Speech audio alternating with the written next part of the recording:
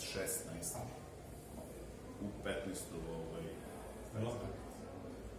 Znači, mi smo to flaširali 2017.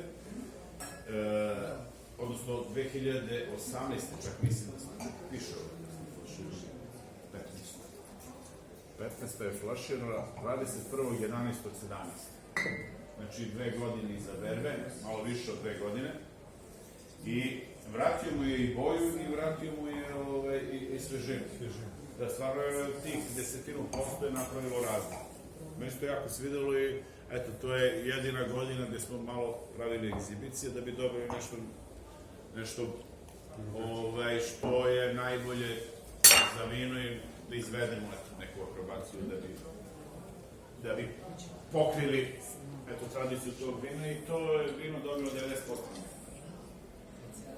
Znači 90% je dobilo i meni od svih ovih 5 mi je recimo ta 15. najgastronomski vino za gastronomiju, za meso, za